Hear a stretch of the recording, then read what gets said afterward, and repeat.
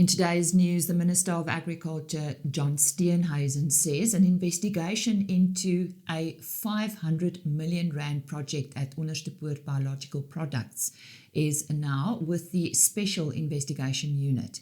The project was meant to upgrade the state-owned vaccine producer. However, concerns were raised some time ago about a large portion of the funds that could not be accounted for.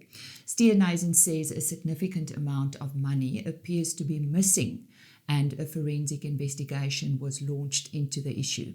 Onderstepoort Biological Products is responsible for producing affordable vaccines for the South African livestock sector, but has been facing ongoing criticism from the agricultural sector. Auditors and members of Parliament have also raised concerns about weak financial controls, governance problems, and vacant senior positions. En steeds by die minister van Landbou, volgens landbouorganisasie Saai, is minister Steenhuisen besig om die onlangse hofuitspraak oor BEK-klauseer verkeerd voor te stel. Die organisasie het in 'n verklaring gesê die minister probeer die rol van privaat inenting in die huidige BEK-klauseer krisis afwater. Die Hooggeregshof in Pretoria het op 25 Mei bevind dat daar geen wet is wat boere keer om self hul vee in te ent nie, solank hulle die regulasies navolg. Saai sê die sogenaamde artikel 10 skema verander nie daardie posisie nie, en dat die hof dit duidelik gemaak het dat die staat nie privaat inenting kan verbied nie. Die organisasie se François Rousseau sê die uitspraak beteken wel nie dat mense kan doen wat hulle wil nie. Streng regulasies geld steeds en sluit aspekte soos rekordhouding en die betrokkenheid van veeartse in. Ons hoor wat Rousseau hieroor sê. Die minister probeer nou die hofuitspraak oor die BEK-klauseer afwater en herinterpreteer, maar die hof was duidelik in hierdie geval. Daar was geen geldige verbod op privaat inenting nie, en die nuwe artikel 10 skema het nie die staat se saak gered nie. Boere wou nooit die staat uitskuif nie. Ons wou net keer dat die privaat sektor kapasiteit geblokkeer word, terwyl die siekte reg oor die land versprei. Saai se standpunt bly dan natuurlik eenvoudig. Wettige enstof moet so vinnig en verantwoordelik as moontlik binne in die diere kom. En so sê François Rousseau van Saai. Die stoetveebedryf in Suid-Afrika het onlangs 'n nuwe standaard gestel in terme van 'n naspeurbaarheid by veilinge. Dit volg na 2 onlangse veilinge waarvan alle diere teen BEK-klauseer ingeënt en met volledige naspeurbare rekords verkoop is. Die veilinge was die van BTB Simmentalers en Zinabos Bonsmaras. Meer as die helfte van die 50.000 dosisse enstof wat deur die regering aan die stoetbedryf beskikbaar gestel is via die Suid-Afrikaanse Stoettelersfederasie is reeds toegedien. Elke dier by die 2 veilinge het 'n unieke globale liggingsnommer ontvang wat op SA Stamboek se ID track stelsel aangeteken is. Die stelsel maak voorsiening vir volledige digitale rekordhouding van inenting en beweging. Hierdie rekords word volledig aan nuwe kopers oorgedra. Stakeholders in South Africa's wine industry met in Stellenbosch last week for the 3rd annual Wine Summit. The industry is currently under pressure with profitability affected by slow economic growth, changing consumer preferences, and increasing global competition. Wine currently accounts for only 12% of the country's agricultural products, and global wine consumption is declining. According to the Chief Executive Officer of South Africa Wine, Rico Basson, export markets remain a key focus, with countries like the United States and China offering strong opportunities. The summit also addressed climate change, innovation, and new consumer groups, including the so-called younger momentum generation. Stakeholders say cooperation and adaptation will be key to supporting the industry's growth and long-term sustainability.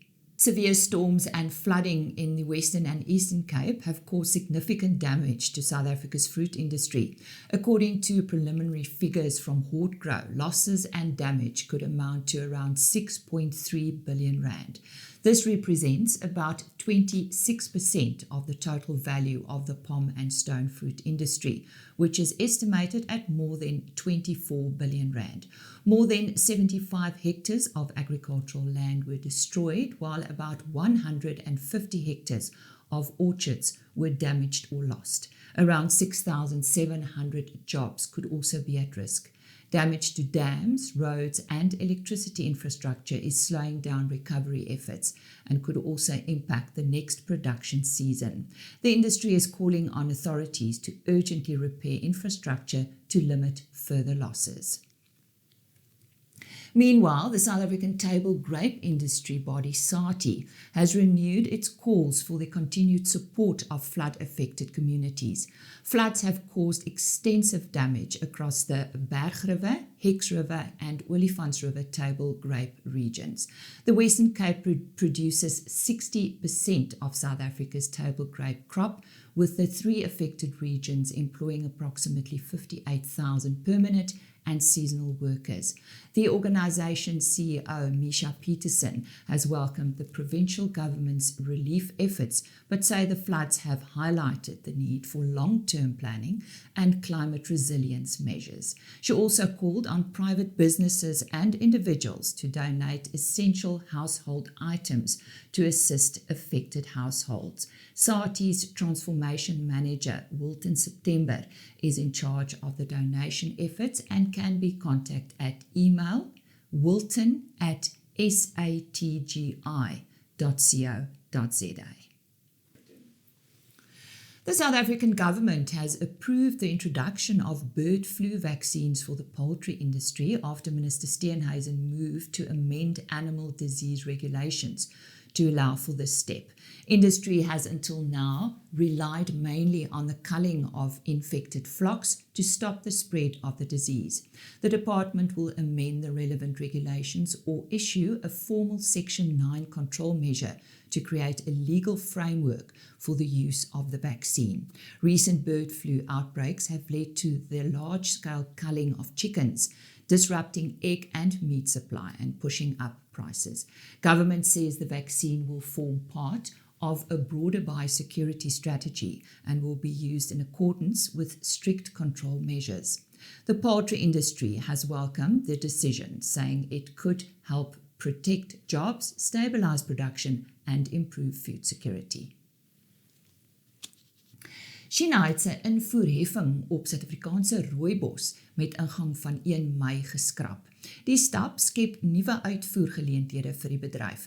Volgens die Suid-Afrikaanse Rooibosraad verbeter dit toegang tot een van die wêreld se grootste teemarkte, waar die vraag na kafeïnvrye produkte groei.